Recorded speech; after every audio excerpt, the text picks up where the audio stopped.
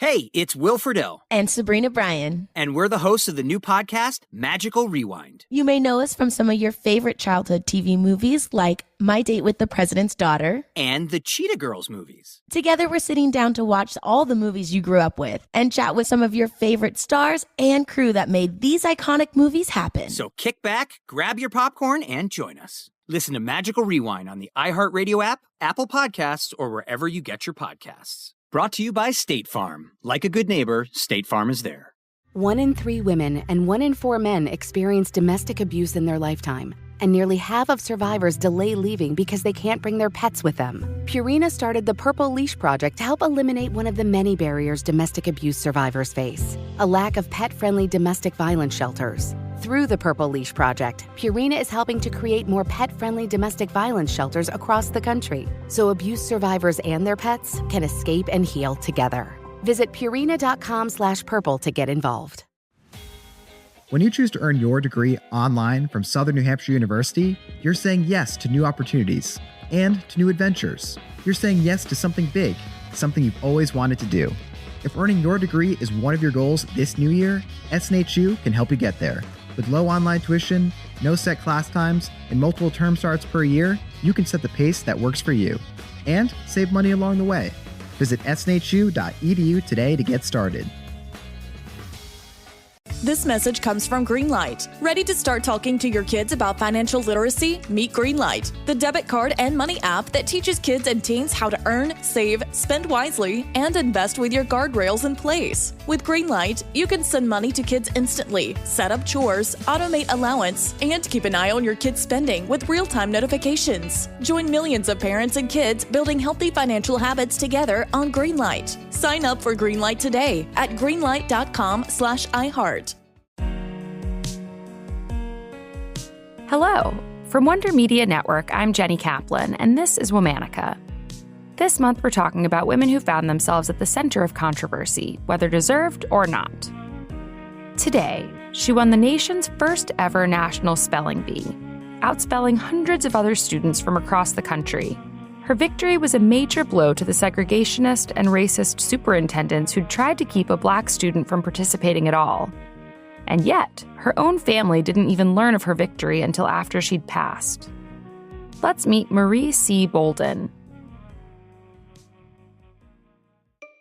Marie C. Bolden was born in 1894. Her father was a postman, and her mom ran a home for senior citizens. Marie was 14 years old in 1908 when people from cities across the country were invited to her hometown of Cleveland, Ohio, to participate in the first ever national spelling bee. Students from 34 cities in total traveled to the Midwestern city to spell. But trouble was brewing before the competition even started. Just 50 years after the Civil War, much of the South was governed by Jim Crow laws. These laws were a formal system of racial apartheid that encompassed every aspect of life for Black people in the U.S., including school segregation. So when administrators from the southern city of New Orleans learned that Marie, a Black student, was going to participate in the competition along with her white counterparts, they threatened to drop out. The Cleveland superintendent refused to remove Marie from the team.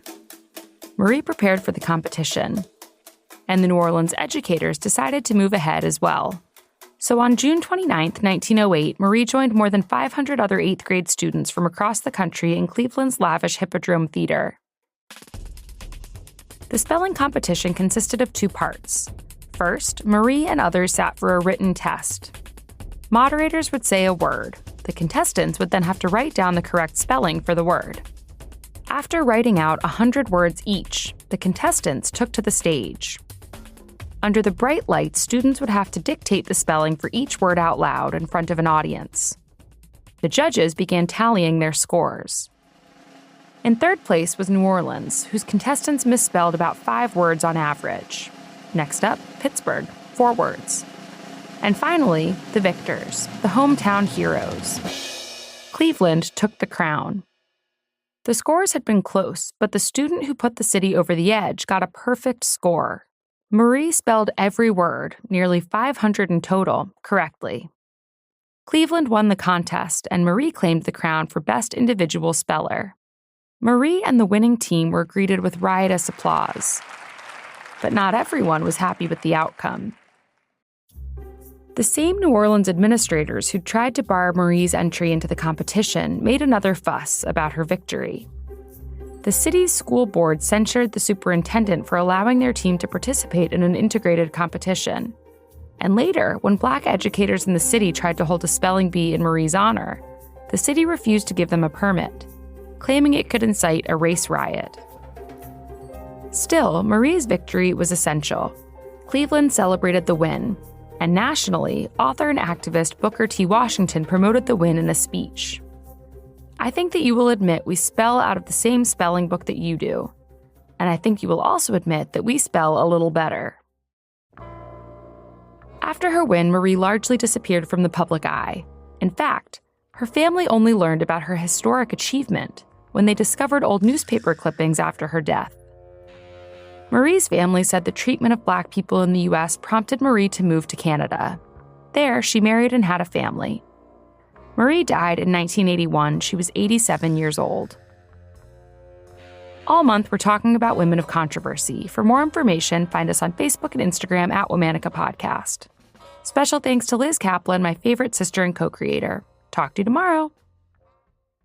1 in 3 women and 1 in 4 men experience domestic abuse in their lifetime. And nearly half of survivors delay leaving because they can't bring their pets with them. Purina started the Purple Leash Project to help eliminate one of the many barriers domestic abuse survivors face, a lack of pet-friendly domestic violence shelters. Through the Purple Leash Project, Purina is helping to create more pet-friendly domestic violence shelters across the country, so abuse survivors and their pets can escape and heal together. Visit Purina.com/purple to get involved. You wake up, put on your Ray-Ban Meta glasses. You're living all in. You realize you need coffee, so you say, "Hey Meta, how do I make a latte?" Brew 2 shots of espresso. After Meta AI gets you caffeinated, you're ready for some beats. Hey Meta, play hip-hop music. You head to meet some friends, but can't remember the place. Hey Meta, call Eva.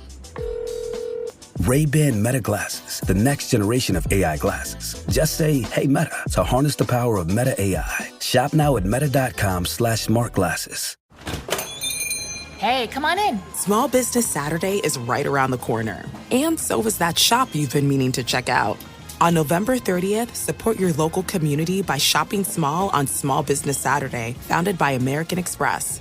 Pick up a new outfit, a handmade gift, some vintage vinyl, maybe even some local tea. Thanks so much. See you soon. Shop on Small Business Saturday, November 30th. That's the powerful backing of American Express. Dear Toyota, I need a word with you about your Crown family. Suddenly, I love traffic. Rush hour is my happy place. In the comfort of my Crown, I feel on top of the world. This is strange though, right? The captivating Toyota Crown family. Toyota, let's go places.